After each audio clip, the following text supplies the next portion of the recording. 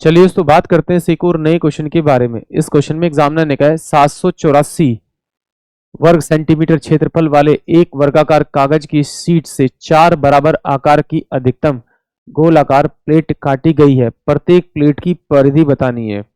परिधि मतलब उसके चारों तरफ का जो आपकी जो चारों तरफ की रिंग है उसकी लंबाई बतानी है। तो देखिए सिंपल सी बात, अगर आपको दोनों फिगर के बारे में प्रॉपर नॉलेज है और उसके फॉर्मूले के बारे में नॉलेज है तो ये क्वेश्चन तो आपका ओरली होने वाला है। कैसे, जरा देखिए, ये 784 दे रखा है। 784 जो दे रखा है वो क्या होता है, वो दे रखा है इसने वर्ग का क्षेत्रफल। तो वर्ग का क्षेत्रफल क्या होता है, भुजा का स्क्वायर। तो इसका अगर मैं अंडर रूट करूंगा तो मेरे पास क्या आ जाएगा, 28 सेंटीमीटर उसकी साइड आ जाएगी वर्ग की। अब वर्ग की 28 सेंटीमीटर आएगी और उसने वर्ग के अंदर में 4 बराबर बराबर सर्कल बना रखे हैं और उसमें से प्रत्येक सर्कल का उसने परिधि पूछी है।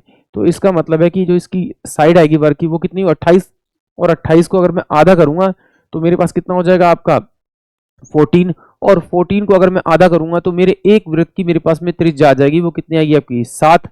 और जो वृत्त का परिधि होती है उसका फॉर्मूला होता है 2 पाई आर, यानी 2 इंटू में 22 बटे में 7 इंटू में आपका 7 और मल्टीप्लाई करोगे तो ऑप्शन जो बी होगा वो इस क्वेश्चन के लिए करेक्ट आ जाएगा, यानी कि 44।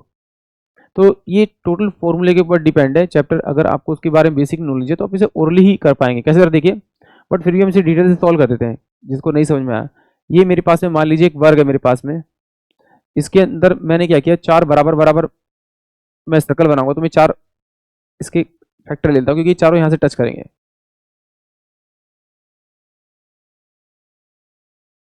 ये मेरे से टच करेंगे आपके,